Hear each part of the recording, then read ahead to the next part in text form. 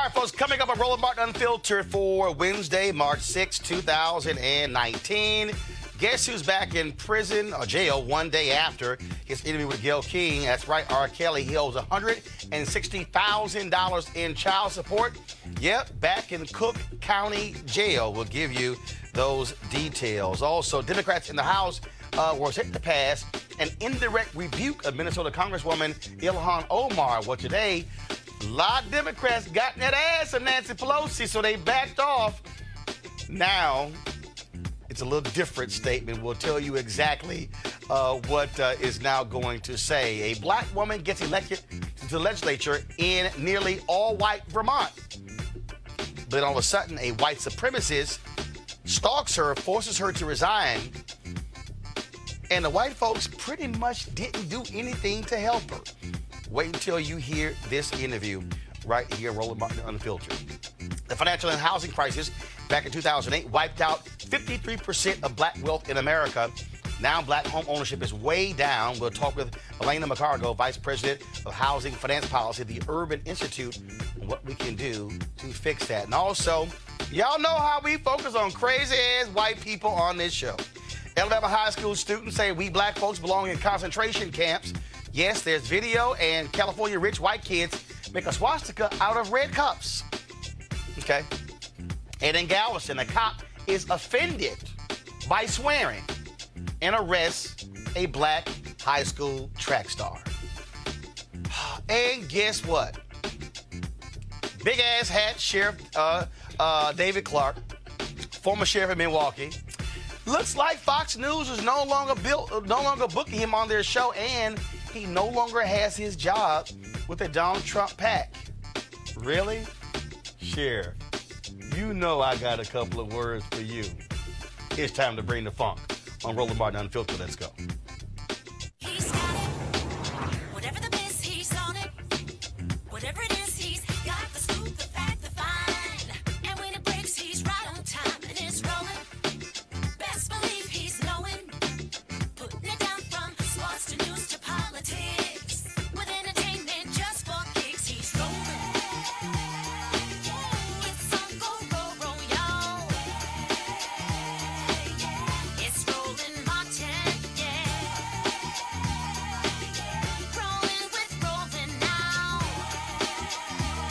He's funky, he's fresh, he's real, the best, you know he's Roland Martin now.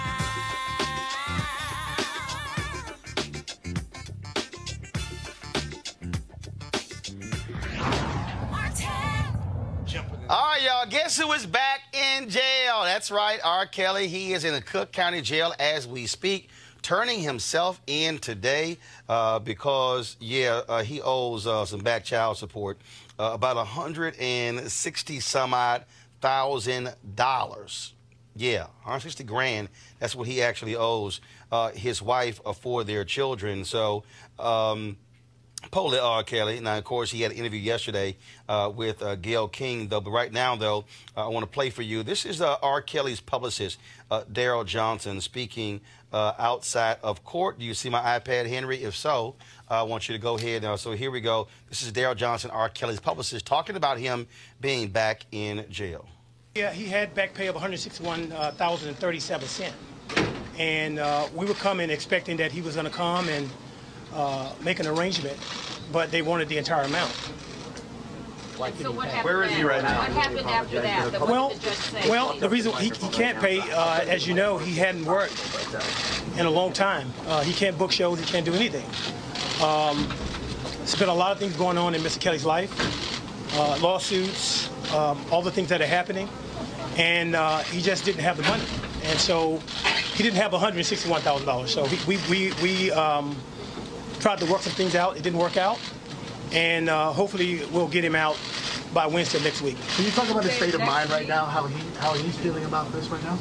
Well, he came here expecting to leave. That's what he came to expect to leave. He didn't come here to go to jail.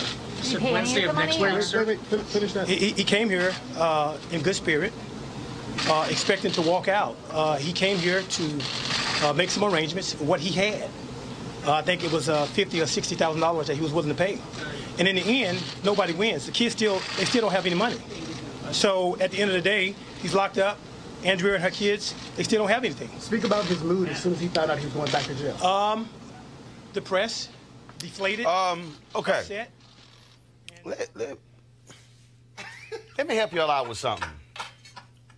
First of all, that video from the Chicago Sun-Times.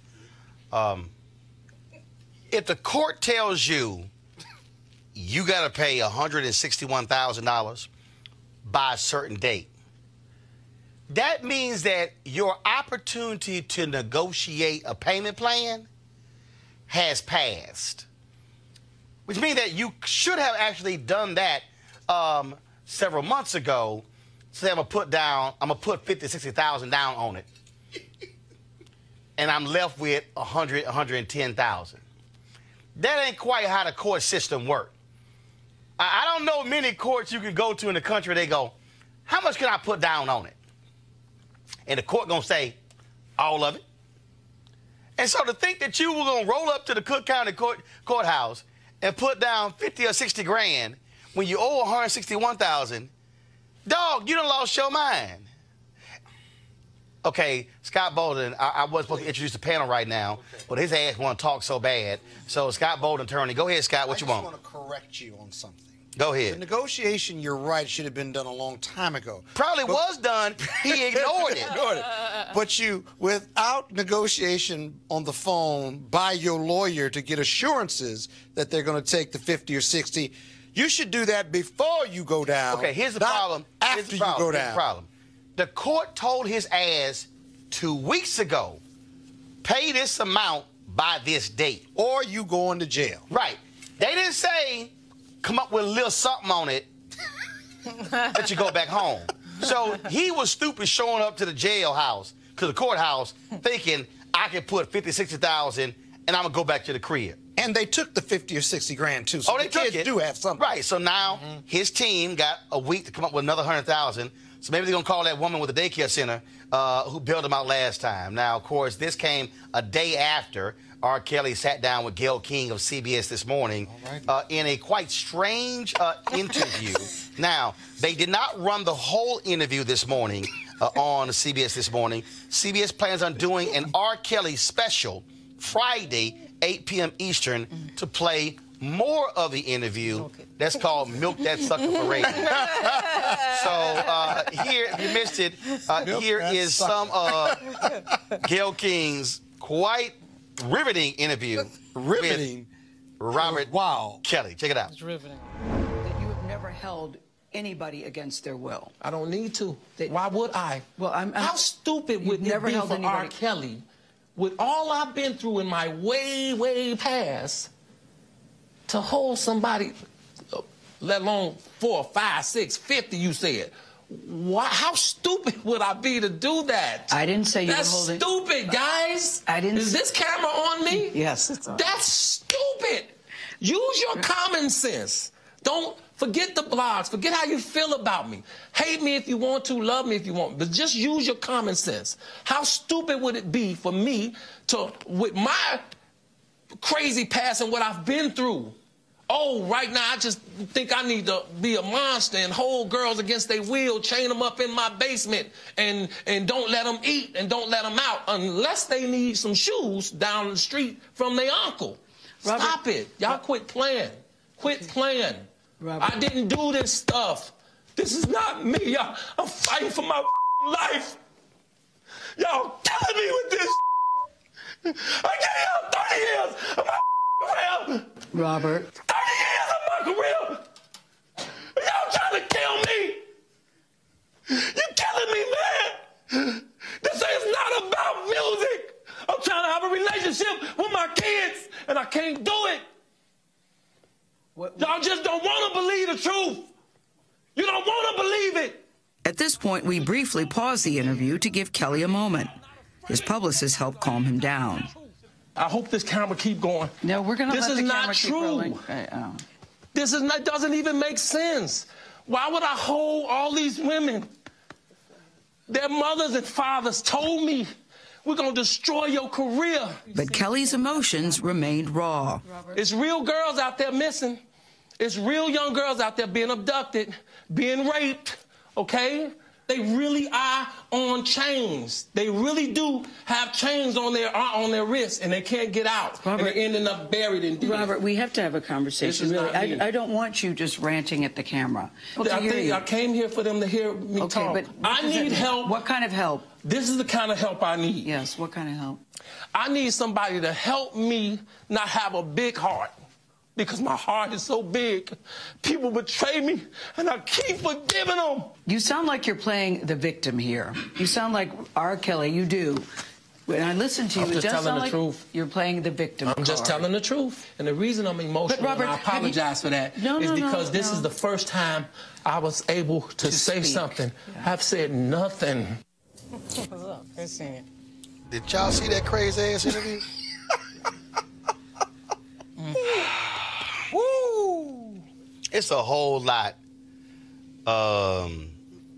It's a whole lot to unpack there. First of all, Gill King was very calm as RKelly was losing his mind. So anyway, let's get to it. Of course, again, Scott Bolton, the former chair, National Bar Association, PAC. We got Lauren Victoria Burke, who's also communications director for Lieutenant Governor Justin Fairfax of Virginia. We got Shmichael Singleton, contributing host. Consider it on Vox Media. Here's the first thing. Who in their right mind would say, go do an interview? Yeah, see, interview prep obviously is really important to say. No, not interview prep. He shouldn't have done an interview. How about shouldn't have done it? No interview. But the fact that he obviously is facing criminal charges would mean that not having an interview would probably be a really good idea. Because every statement you give in the interview can be used in court. Two things: used in court, but also you still have a jury that gets picked, and so every action you take has an impact on your case, Scott. Maybe, but let me tell you. Maybe. Maybe. Probably. Well, hell yes. But what I'm really getting at is this issue of whether he should have done the interview or not. Okay, so when you get a client like him, you do your investigation, and you should, and you don't let him do an interview until you're convinced of the investigation is complete and you know exactly kind of where you're going to be. It isn't like he's doing a legal interview with the feds. Secondly, you got to prep him to be under control, and also what's his demeanor going to be like. And so you dry run him 2 or 3 times, right? And then you let him go. And then you sit with him in the interview. You don't let him do that interview by himself with Gail. And then after all of that, then you release that. And the reason you release that is because back in the day, it was be quiet and try it in court. Now, in the times of social media and messaging and 2019, I think in a lot of cases, defendants, high-profile cases, defendants, they've got to get their story out. Otherwise, the story's going to be told for them. Exactly. And so as a legal, hold on, as a legal advisor, as a lawyer for a number of high-profile clients, I now very often consider them speaking directly to the media through social media or the public if they're ready and if they're well prepped. The problem is if you don't talk, everybody thinks you're guilty. Exactly. And so what you just said is exactly right. We don't live in the 1950s and 40s. Right. And now we have attorneys on the other side who want to put stuff out there, right? And if you don't react to it, the playing field is clear for them. But, Shermichael, here's the difference. Here's the difference. First of all, you don't have the Cook County State's Attorney putting stuff out. That's one. Right. What you also have them leaking it. One second. The feds on leak stuff. This is not feds. This is Cook County. They leak. It's Cook County. They'll leak. But here's the other issue that, first of all, they've already laid the proffer out. Here's the other thing that you have with RKelly that's different.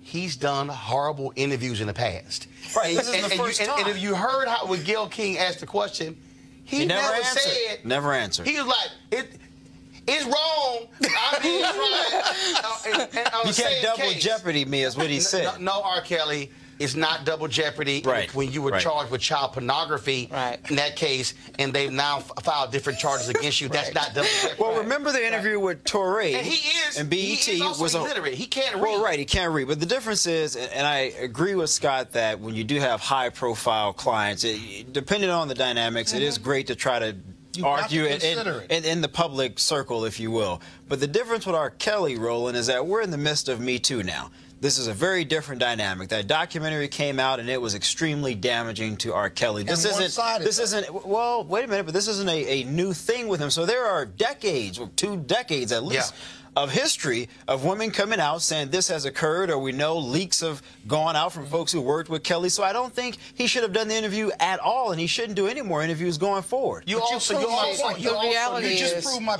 need to be able, even in interviews, control your emotions. Right. Of course. Right. And when you lose it to that degree, right, anything that you thought you could have achieved that was positive, you sitting there like, oh Lord, this fool. Everybody watched that interview, Scott, and they said he's guilty. They saw his behavior and said he's guilty. You're talking about 2 different things. You're talking about whether he should have done the interview, and that's one strategy. Hold on, strategy. But now the interview itself was horrible, and you're absolutely right about that. Which is why you don't. Why you don't do the interview? You don't trust him to do a great interview, and you're right. He's done bad interviews.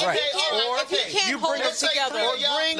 Bring a straitjacket with you. 3 of y'all lawyers. Do you trust him doing the interview? No.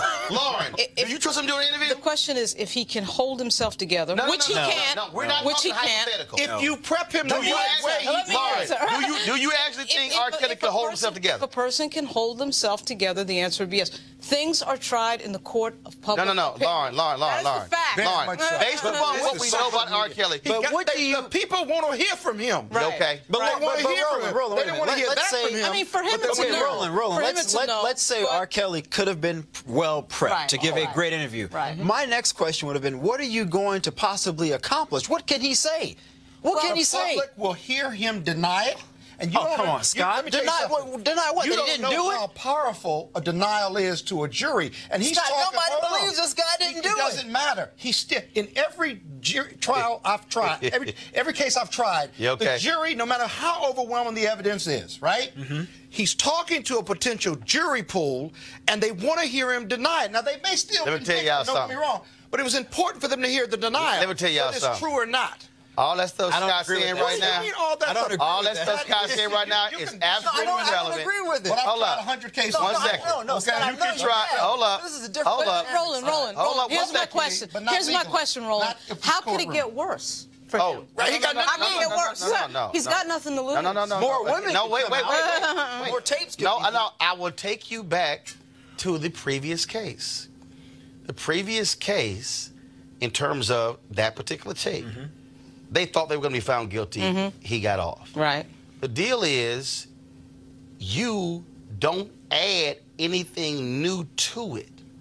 When you talk about the interview he did with Teray when he was asked the question, sleeping with underage girls, and was like, how old? Right. If you go back and listen to the fair question, but you go back and listen and the Aisha interview. If you go back and listen to the first question of Gill King, which was sort of like, have you slept with underage girls?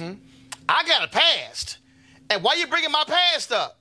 I'm going, bruh, that ain't quite the answer. Right. I mean, he literally, I heard the first minute, I said, that's the prep part. I said, did he just, Scott, you can talk prep all you want to. So, prep, would he have lied, Scott? You're dealing with a guy who is also illiterate. What are you saying? He can't read. It's not illegal to lie in a media interview. But could it not be used? The only plus side for him doing the interview was to do a public denial and to hear it from him. He never denied anything, Scott. Well, he should have. He would have been prepped. I got it. Here's the whole deal, y'all. Denied himself in your next interview. Get prepped.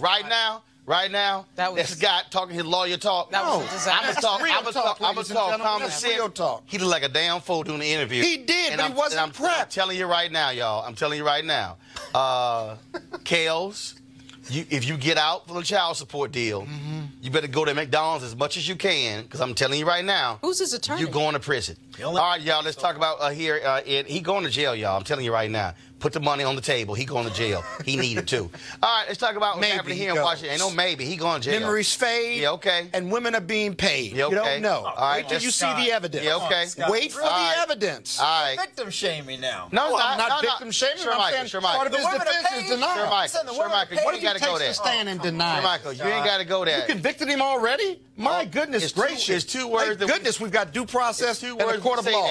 Believe that. Okay. His ass goes Let's to jail. just All hang right, him. y'all. Let's talk about. Let's just hang him and put him away. Throw away the key. We ain't gonna hang Let's put him in jail and throw away the key with no trial. We're gonna be in prison. All right, y'all. Last night, of course, Democrats were supposed to take up a resolution against Ilhan Omar, Congresswoman from Minnesota, where they say that she made anti-Semitic remarks. Now, the House, they had some issues because, let's just say the House Democratic Caucus erupted today against Nancy Pelosi, Speaker of the House, led by members of the CBC. Ilhan Omar is a member of the CBC. The CBC, progressives, and new members pushed back hard against Democratic leadership and Jewish members, saying they wanted no resolution or a wider one condemning all forms of bigotry. Now that resolution is off the table, and Republicans, of course, are hitting Ilhan very hard. This, got our panel here, Michael, this is an example of Democrats. Let's just be real clear. Democrats always want to, okay, it's a purity thing. We're going to show you how to do the right thing. Republicans don't care. Okay, Steve King is still in Congress. He is. And the reality is, it's a lot of people who are saying, I'm sorry, this is not anti-Semitic. Senator Bernie Sanders is out today saying the attacks of her are wrong and this wasn't anti-Semitic. And so I don't agree with you got House Democrats who are saying, don't go there. Well, look, I mean, is it hypocritical for Republicans considering Steve King? Sure. And the president. And Steve Scalise. Wait, I'm not making an excuse, Roland, but what I am saying is that I think you can critique our policy with Israel. You can criticize Benjamin Netanyahu. You can criticize the settlements without having characterizations of Israel or Jewish people that some folks may find offense to. And I think when you're a member of Congress, I've worked for a lot of politicians, you have to be very, very careful with your words. Everything matters. And for someone like her, she has a great platform. She's defied a lot of odds, been only one of 2 Muslim American women in Congress. I think she has to be even more careful because the spotlight is so much on her. There's a difference and I'm not taking away from her right to critique and criticize. But the point, though, is the reality is how if you make a criticism of Israel, it is immediately spun as anti-Semitic. But Roland, you can make the criticism of Israel without saying, oh, you must have pledged allegiance to the Israeli state or something. Or using some type of tropes or something. I mean, you can critique something without... Hold up. I actually read, and I read this last night, because you used the word pledge allegiance. Okay. What exactly did she say? Hold up. I'm going to read here. This is Representative Juan Vargas, okay? California 51. This is what he said. Quote, "It is disturbing that Representative Omar continues to perpetuate hurtful anti-Semitic stereotypes that misrepresent our Jewish community. Additionally, questioning support for the U.S.-Israel relationship is unacceptable." Unacceptable? Well, now that I don't. I agree with the first part of the statement, but not the second part. I mean, you should have members who have the ability to criticize our foreign policy relationships with various countries. But he's saying unacceptable. And this is my point. Lauren, there is this view that if you are an American politician, especially a Democrat, you cannot criticize anything dealing with Israel and U.S. relationships. Yeah. And as somebody who was Andre Carson's communications director, the second Muslim member of Congress, I can tell you that he didn't have to say anything to get death threats. He didn't have to say anything to be criticized. He didn't have to say anything to be called anti-Semitic. I suspect that long before any of this happened with Congresswoman Omar, she was likely getting some of the same treatment because we saw a lot of it on social media before any of this happened. So nobody wants to talk about that part of it, like the violence that these members who are in a religious minority group in Congress get. So I think that that's something that needs to be discussed. You know, the fact that a lot of members of the Black Caucus brought up the fact today in the Democratic caucus and in their own meeting that there have been a raise in hate speech in the last 2-3 years. From the floor. From the floor of Congress, you know, from the White House, okay? So their point was, why aren't we bringing that up in a resolution? You know, why aren't we talking about the whole we piece? should. No, I agree. So, you can't just target one person and not take into account all of the other individuals. And some of these members wanted to put Ms. Omar's name, Congresswoman Omar's name, in the resolution, which is a highly unusual move. Now, what we have here, we have Republicans who do not like a Muslim member of Congress. There are people who've been coming after her from day one. You have people who call her anti-Semitic remark when she said it's about the Benjamins, and it's like, oh, you're saying, in terms of Jews and money. Yet there's video of Donald Trump, we played it last night, standing before Jewish Republicans. I don't need your money. I don't need your money. And they laugh, and then you people love to negotiate. And he literally said that. You have Jim Jordan using a $sign in reference to a tweet talking about Tom Steyer, okay? Yeah. Billionaire. If she had done that. George Soros as well. And so, but it's really interesting. But again, though, see, those are the little games being played here. So I see why CBC members and progressives and freshmen are pushing back by saying, wait a minute, hold up. Right.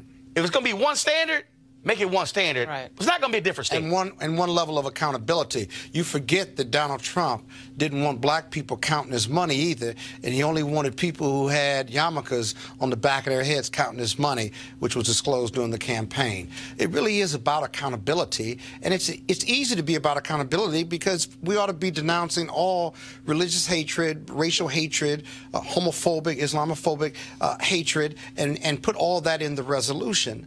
I tend to agree with my Morehouse brother here, Shermichael, in believing that I do think elected officials have to be more responsible. And when I say more responsible, what I mean is if your words matter and you want to make a statement that you know would be subject, rightfully or wrongfully, to that type of criticism, you know, you got to hold back or say it a different way. You got to be real careful because you know that's out there. One, you're a Muslim, and two, when she said all about the Benjamins, she was talking about, she clarified and apologized, she was really talking about the money that's influenced politics from all interests, right? Got it. But you can't be irresponsible like that. You got to be responsible when you're talking about something that could be construed as anti-Semitism. Now the question is, what recognize that her voice, of course, in this moment, as a member of a religious minority group in Congress, is amplified. But let's face it, the minute that she arrived. The minute that she arrived, got to know that.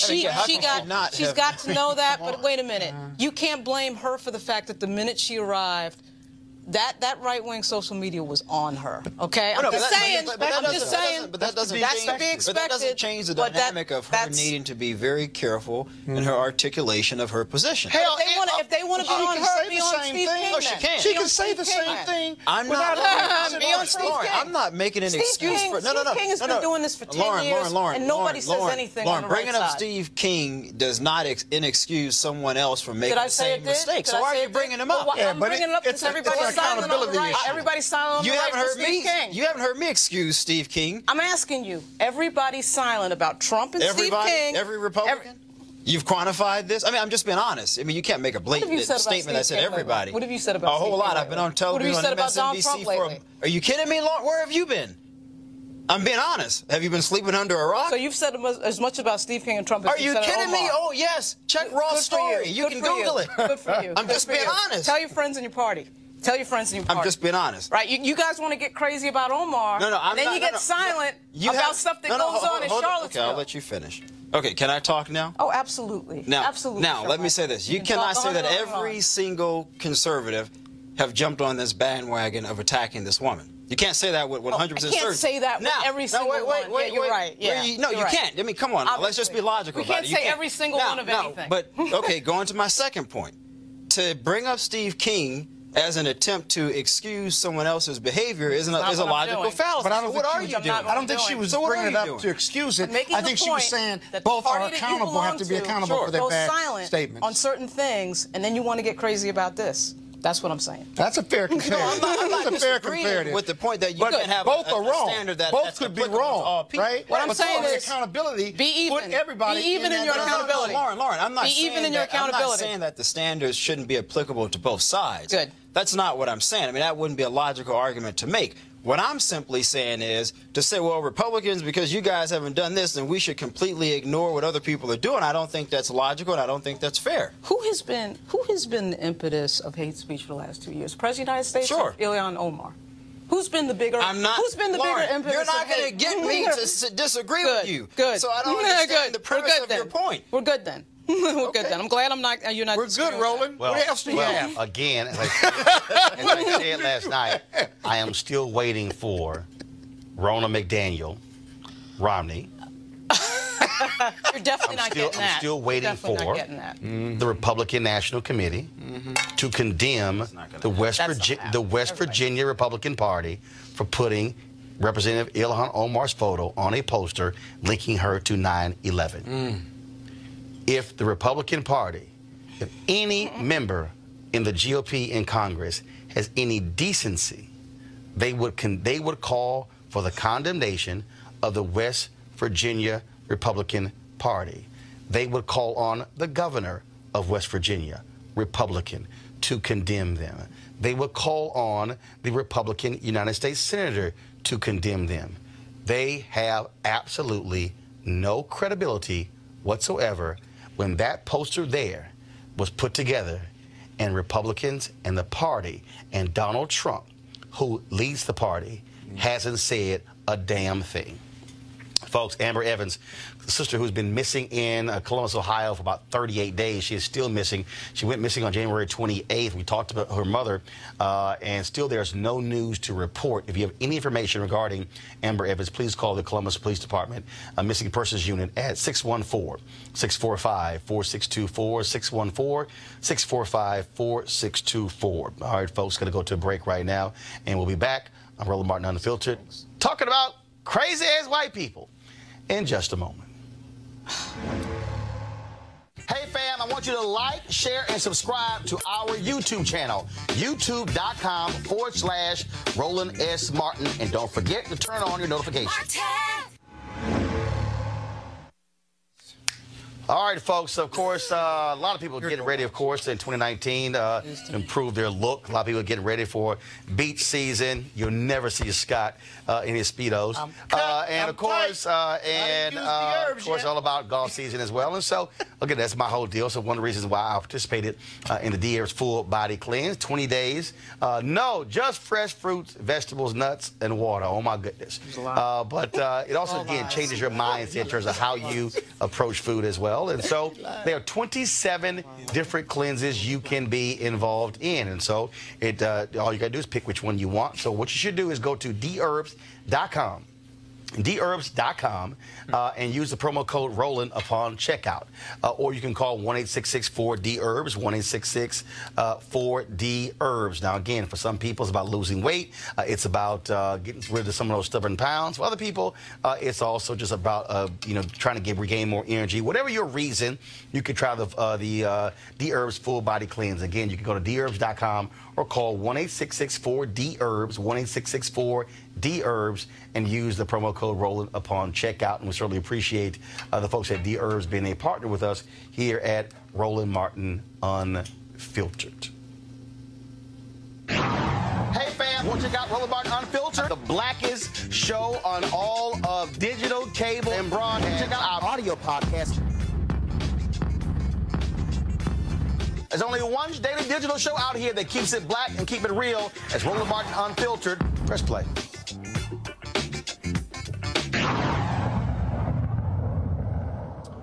All right, folks, during the home foreclosure crisis from 2007 to present day, black folks lost 53% of all of our wealth as a result of the home foreclosure crisis.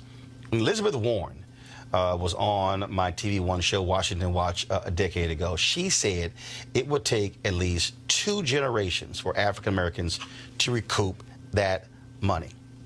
Now, in America, white home ownership in 2017, 72.9%. Black home ownership dropped to 43% in 2017. And of course, I believe the high rate, see, even though we say that it wasn't from a high of 50% in 2004, actually, I believe the highest we got to black homeownership rate was around 60.2. It was not that high. And so I've seen different studies there. So the question is, where do we stand now? Now, here's the piece. When you talk about building wealth, you talk about what can you pass on, Americans historically has been about housing. Now, let's look at, again, household wealth. The average white family, $162,800. Average black family, $16,300. When you look at the period of 2007 to 2017, the reality is African Americans, white folks lost a smaller percentage of wealth than anybody else.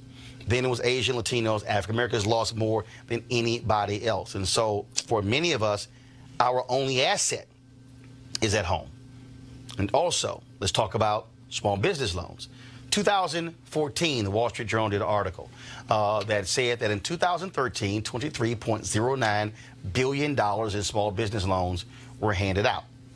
African Americans got $385 million of that $23.09 billion.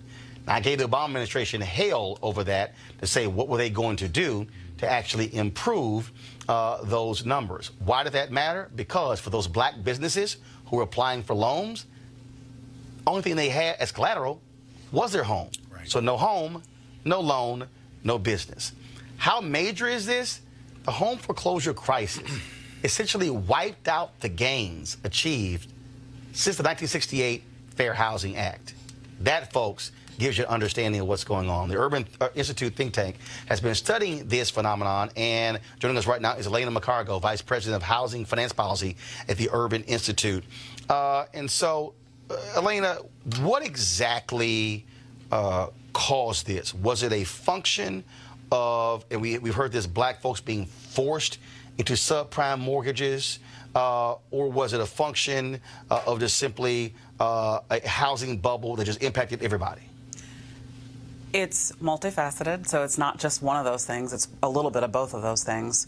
There is, I mean, it's a tragic story, actually. The run-up to the foreclosure crisis was a period of incredible gains in homeownership for black and Latino families.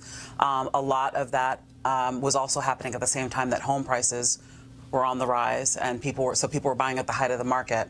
And when you look at sort of what was going on in 2004, 5, and 6, there was a great deal of toxic mortgage product that was in the system that was being targeted towards communities of color, predatory lending practices that were in place, and people getting loans at much higher rates than white families, black families making the same income in very similar situations, getting into products that were incredibly toxic. So when you look at the combination of bad products and the rising home prices that were happening at that time, people were buying at the height of the market. Really, black and brown people buying housing at the exact wrong time in the market, bubble busts, and the biggest impact has been seen in those communities. And what we also have seen as a result, first of all, if we remember 2007, all we heard was toxic assets, toxic assets. They were talking about homes. Then when the bank bailout came, those banks used that money to shore up their bottom line, and then they held onto those homes. Mm-hmm. And then said, oh, opportunity. We're just going to hold on to these things when the economy gets better. Then you had banks partnering with hedge funds. So all of a sudden, you have these hedge funds buying up blocks of 25,000 homes in Arizona and other places. So you now have a whole bunch of people who have been forced to be renters. And there are people who actually want to be first-time home buyers who can't compete with hedge funds buying up thousands upon thousands of homes. Yep. And so in the period, the 15 years after the crisis, you know, black homeownership rate has declined. You mentioned it. It's right around 42% now, right where it was 50 years ago when the Fair Housing Act was passed. The dynamic we saw with institutional investors and all of those that were kind of impacted by this, the banks, of course, were involved, was that there were many people being removed from their homes during this foreclosure period, and then all of a sudden you had a different problem, which was a lot of empty homes that were becoming, unattractive, blighting neighborhoods, vacancies, and then you had a lot of investment come in and buy those properties that were not repurchased by people that were going to live in them. You have a lot of property that became single-family rental, for example, and those homes, to your point, became rental assets versus being available for people to re-enter home ownership on. So I'm reading this piece here that says, according to the Census Bureau data, black home ownership peaked at 49.1%. That's actually a little higher than the statistics we have. In about 2004, the this was from the census report. Yeah, so it depends on which variation of the census you looked at and when you looked at it, but the highest it got was around 47% in 2004. So black home ownership has never gotten above 50%. That's correct. Wow. And so the question now we have a different situation, massive student loan debt. You've got folks who are saying, I will never be able to own a home. What then does that do to black folks in the future? So we truly are, and you mentioned the generational crisis. We have so many black families and households that have lost wealth over the last several decades. You have millennials and people who should be of home buying age now not buying, delaying home ownership, and not entering and building up that asset base for their household financial wealth. And it's having a ripple effect. Black home ownership is the disproportionate largest part of black wealth building in this country. It always has been. It is for whites as well. It's a big part of a white portfolio as well. But it's important to just understand that as these declines continue, and right now blacks are having the worst recovery since the crisis. Hispanic homeownership's on the rise now. Every other race is seeing rising homeownership rates since the crisis, and black homeownership rate, is continuing to be to see declines or stay stagnant. There's a lot of reasons for that. Tight credit markets, difficult to get a loan. Credit was destroyed during the crisis, so it's hard to get out of rental. Rents are crazy high because the housing stock is low on supply. So you've got rents getting higher, so it's very difficult for people to save money, don't have the money to save, can't buy a house, and don't have a family member above you that can take some equity out and give you money for cash, down payment. Your parents can't do that for you because they don't own anything. So this is just generation after generation, that problem just gets worse and worse. So the ditch is getting dug deeper and deeper as we go through this. Okay, so every once in a while I'll see a report that says homeownership isn't what it's all cropped up to be. Perhaps there's some circumstances for people where renting is better and perhaps owning the business. You got new tax laws now that limit what you can write off at a certain level. And so how does that play into your report going forward? Because are you still advocating for home ownership? Are you advocating for people of color to look for alternative ways of growing wealth going forward? I think we need to advocate for both. It is a fact that historically homeownership has played a disproportionate role in black wealth. We are less so involved in retirement savings. We are less so involved in traditional savings mechanisms, stocks and bonds, and things like that. So that's just a fact of the way that our country's been built and our wealth has been built. I am absolutely a proponent of homeownership. Homeownership needs to be right. It needs to be done at the right time. It needs to be the right asset.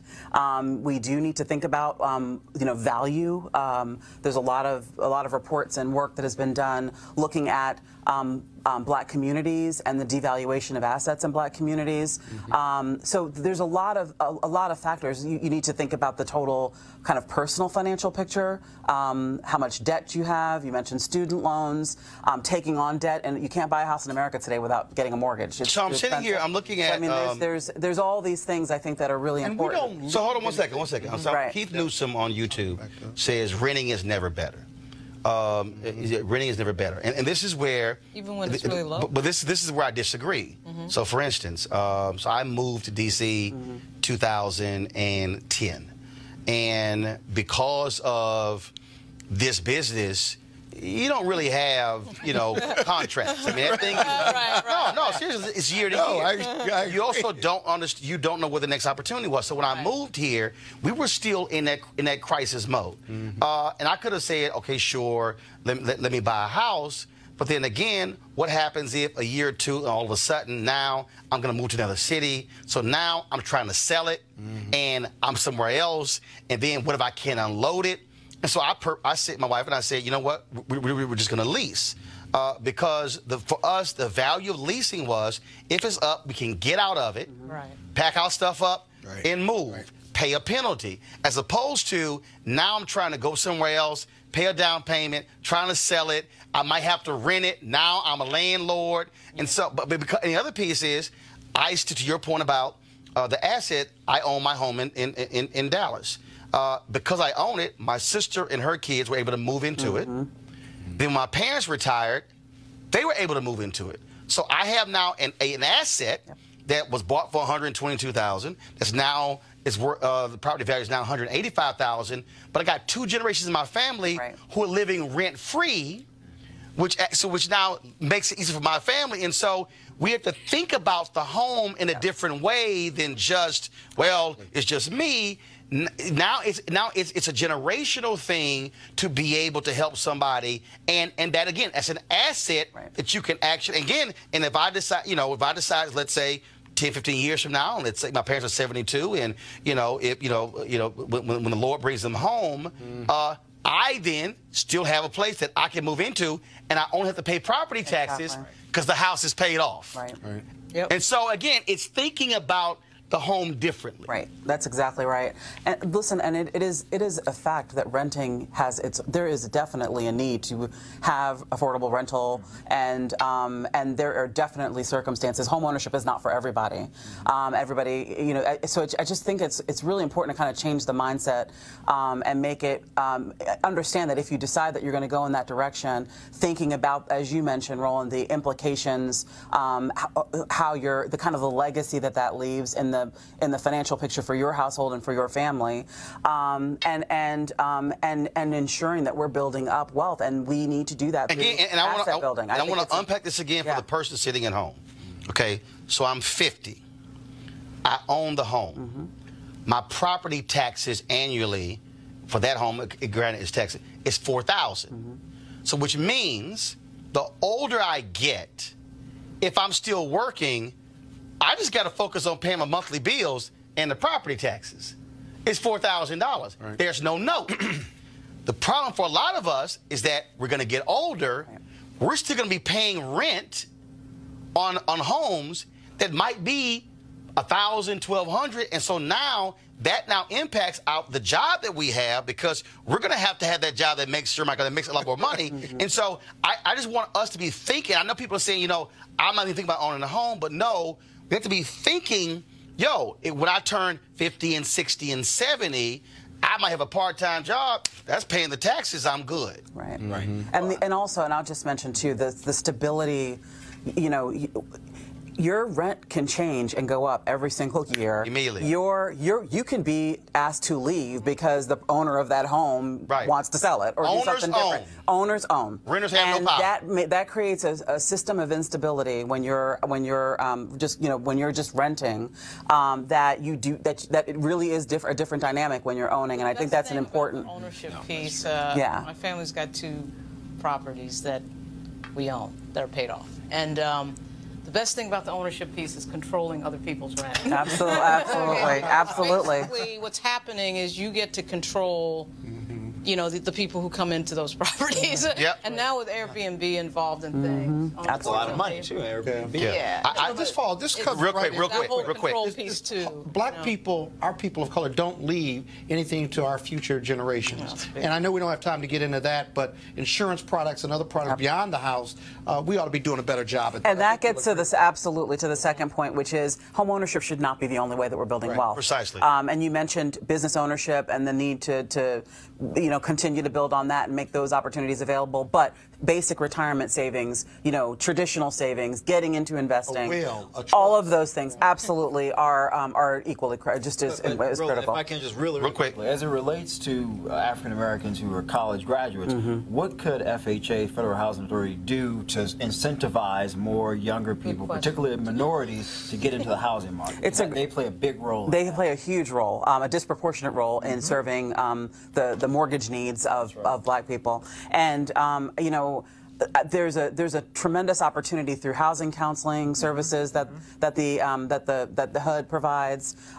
through more incentives and education around the understanding what you're getting into with a low down payment products such as FHA. So I think there's a tremendous opportunity. And FHA, can I just mention this, Roland? We need FHA to be healthy. We need it to be a viable system. It critically needs funding right now. The program is down some parts of the year. I mean, the HUD funding for the FHA program is a critical piece that we strongly believe, and all the research supports, needs to be modernized and continue to be invested in and appropriated for. And last point, real simple. Again, how you think about it differently. If you choose to look at the house as an asset, don't necessarily look at it as you buying it yourself. No, you can join with somebody else. Right. Both of you put the down payment together to purchase the home. Again, I just for me, the most important thing that I told my financial advisor when I moved to Chicago, she said, "Are you going to sell your home in Dallas?" I was like, "Hell no." She's like, "Why?" I said, "I talk too much trash on TV to ever be homeless." Sure. I said, "No, I did." I told her, I said, by having that home and owning it, if whatever happens, I will always have a place that I can go back and I own. I can move in, 4-bedroom, 2,500 square feet. I'll be just fine. And I'm not. And so it's a different mindset. It's giving me total. But it's giving me. And look, I had to file for bankruptcy. I almost lost the home to foreclosure. But it gives me peace of mind knowing full well that as I get older, I can move back to Texas and I own the home, and I'm not like my parents were when they retired, who moved out of a home, who moved into an apartment, this really small apartment, and were like, okay, we're about to retire. Let's move into a smaller apartment. And I was like, what the hell is smaller than this? And that's when I said, well, why don't I just pack up from Houston and move to Dallas and live in my house there? My dad was like, hold up, we can live rent-free? He said, hell, I'll take care of the house and keep it together. And 2 months later, they were gone. But again, it's just thinking a little bit different. It is a different mindset. And one last thing, we just recently did a study that talks about that exact thing, which is sustaining home ownership. And Black people, the statistics are just incredible, will buy a first home, sell it, and become renters at multiples more than white people do this. You're making an important point, and again, it's a change of mindset. When you get into home ownership, you need to be thinking about it differently. You need to be thinking about how this asset will appreciate and how it might be, how it could bring you retirement security, all kinds of things that may be there, and that is just not the mindset people have. So they're more likely to sell that house in Dallas, move into a rental, not have that asset anymore, and then the next time you buy, you're going to buy a more expensive home, probably have more debt burden, and you're really hurting and harming your household wealth. And let me say this, because this is the final point here, because I had somebody again who said, must be nice to be you, Roland.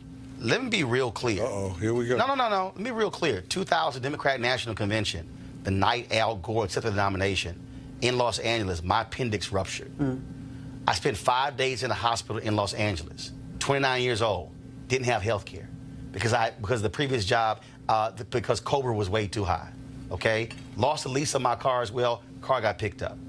Had almost $100,000 in debt because most of that was health care costs. Filed for bankruptcy in order to actually save my home by going into bankruptcy. Paid all that off, praise the Lord, because I was able to get jobs later on. The point I'm making is, don't think for a second that, oh, boy, you've had this great high-income life. No. That was reality, filing for bankruptcy in 2004. Because it was precipitated when they said we could foreclose your home. I understood, again, having that asset. And so when I began to make more money, I said, I'm going to pay my financial advisor said, we're going to invest the money. I said, no, I'm going to pay the house off. Because no matter what, I have a place to live. My family has a place to live as well. And so we need to be thinking differently and having different conversations. And here's the last point, and this is critically important.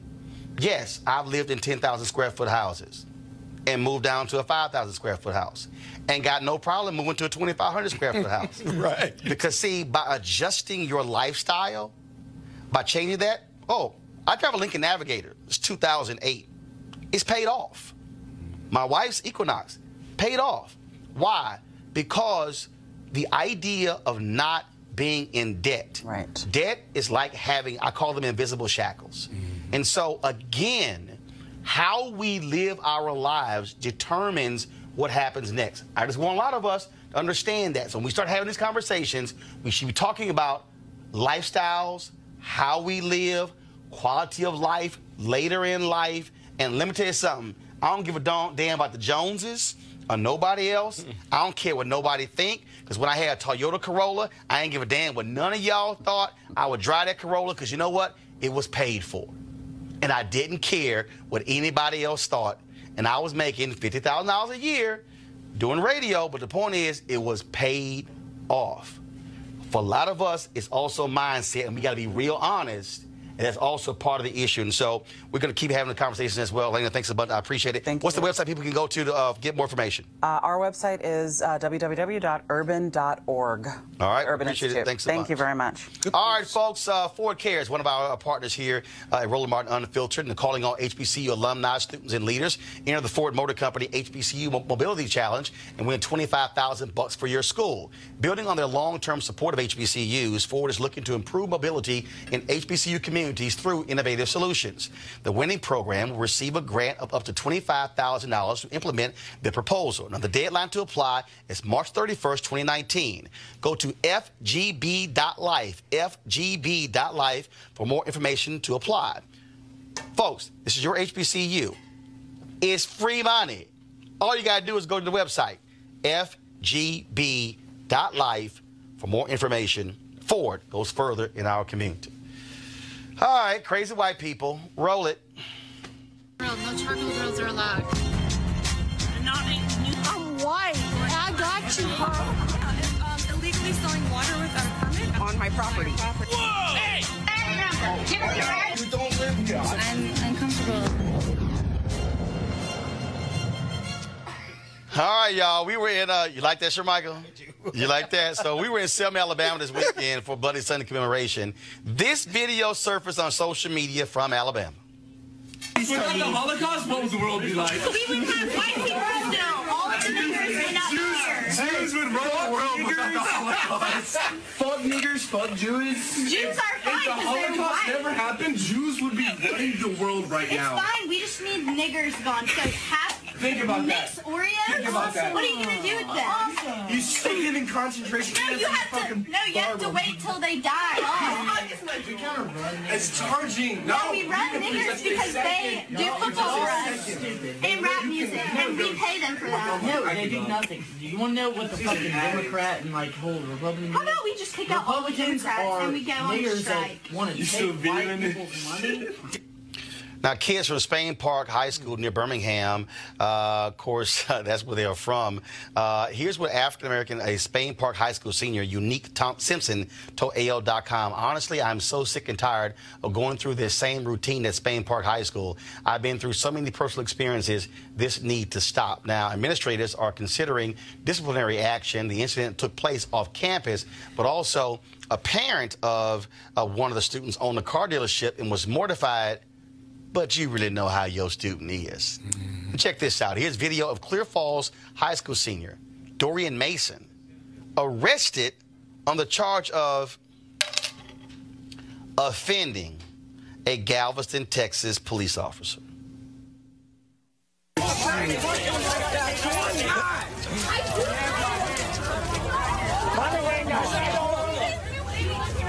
Damn. He got that on his chest. I'm gonna tell you when to go. I didn't do it. Keep going. I didn't stand here. This whole area. You gotta keep going. It's pretty clear, but I'm not friendly. I gotta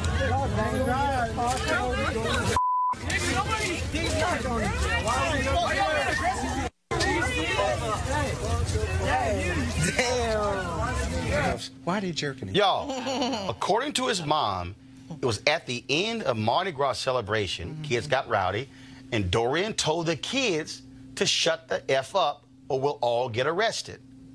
An officer was offended by Dorian's language. Did you see the handgun against his chest? His mom is fighting the fine and going to pretrial hearing on March 21st. Dorian cannot compete in track at school because of the arrest. He was offended that he used the F word to some other students. Yeah, that's like being arrested for disorderly conduct because you argue with the police. Or failure Let me to tell you obey. something. It is not illegal to curse at the police, to argue with the police. You have a First Amendment right. Now, you may be subject to arrest, but it'll be hard for you to be prosecuted. But here's what the calculation you have to do in your mind, all of us do, whoever you are, is do I want an arrest record or not? Because you can get the case dismissed and even expunged, but you still have that arrest record. That is the most dangerous thing in the police and what their powers are on the street, that arrest record. But Michael, he wasn't even talking to the cop. Well, that's where I understand what you're saying, Scott, but I disagree. I don't think it matters what the kid said. That was unnecessary. I have a couple of firearms. I have a carry concealed for D.C. I have a carry concealed for Virginia. I carry all the time. You think he should have been arrested for what he said to the kids? There was no need for that police officer to have his gun as someone who shoots every week pointed at that kid's abdomen. That was absolutely unnecessary because he said, shut the F up or we'll get arrested. And, that was over with. And Lauren, hey guys, while we kill the audio, you're on the please. street, And Lauren, what are you going to do? And Lauren, here's the piece. This is where you got a family cops in your family. This is where you got to have another cop say, dog, chill. Exactly. Yeah. I mean, and that to me is the problem. Typically, when you don't have a cop who goes, bruh, really? Typically, on most police forces, definitely when my father came up. It was a long time ago. Go ahead. It was a long time ago, but they used to put like a senior cop with a younger cop, so you would have that moment where one guy turns to the other and says, "What the hell are you doing?" But the thing is, I doubt that offending a Galveston cop is in their general orders. I mean, usually the charge is failure to obey, which is sort of a catch-all. Right, you want to really arrest somebody. But that wasn't even that. That wasn't even that. But this has to be explained in court. So when they ask, the cop, etc., what happened, that's going to come out. But this is where I need chiefs of police to go. Your ass was offended because he used the cuss. The fraternity of police is so locked together that's unlikely. Should honestly be suspended for a while because that was for being stupid. Excessive force. But this is where all these cops who talk about we get criticized.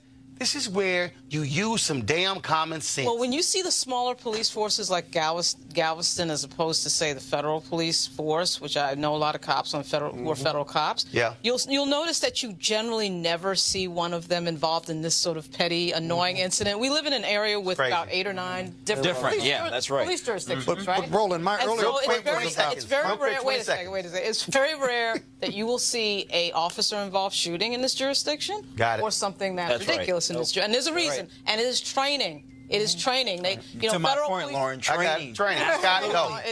Just real quick, but the survival techniques for people of color out here, you've got to put in the mix that you have untrained but he was cussing at a student. I understand. Not even a cop. That was stupid. But if there was no way he could do anything about that. But when in other instances, you got to determine. We ain't talking other instances. We're talking this one. In this one, he was talking to other students. Also, how do I know a cop is going to get offended because I use the F word? I agree. He should not have been arrested. And it'll be caught. It'll be taught. The kid would have just moved and the officer would have accidentally shot. That's what I'm saying. I just said that would have been possible. It's just that, but again, I get go home, I get survive, but he was cussing at other students. Yes. Excuse me for offending your sensibilities. No, some of these cops need to get a damn brain and stop being so damn sensitive. But the reality is, that's where they want to arrest some black kids over some BS. All right, folks, our show is done today. I want to thank our panel for being here. Now,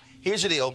Coming up next, we're going to end this broadcast, but coming up next, we're going to play this interview of Kaya Morris. Kaya Morris was the only black woman serving in the Virginia legislature. She was forced to resign because of white supremacists who was stalking her. Virginia or Vermont? And, she was in Vermont. And here's the piece, okay, in Vermont. They really didn't do much, legislature, to deal with it. Folks, including threats against your family, somebody breaking into her house. You don't want to miss this interview because here's what she also talked about. She also talked about the issue of race in Vermont and where Senator Bernie Sanders on addressing the issue of race in Vermont.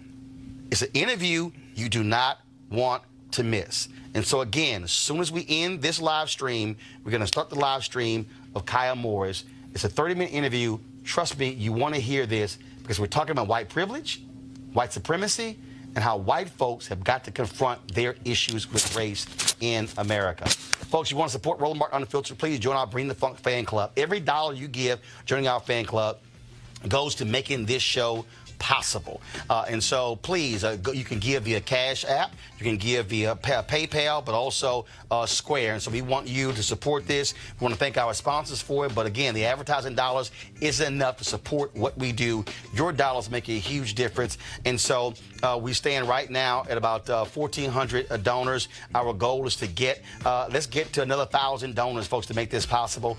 So we want you to join our Bring the Funk fan club by donating. Doesn't matter, $5, $10, $50. You can give monthly. You can give one payment for the year. That's fine with us. But we want to be able to have an independent voice covering the stories. And again, that housing conversation, I'm seeing a lot of your comments. You say, man, I'm not hearing that stuff somewhere else. That's why this show matters. And so please support us and spread the word to make this possible as well. Okay? I'll see you guys tomorrow. Holla!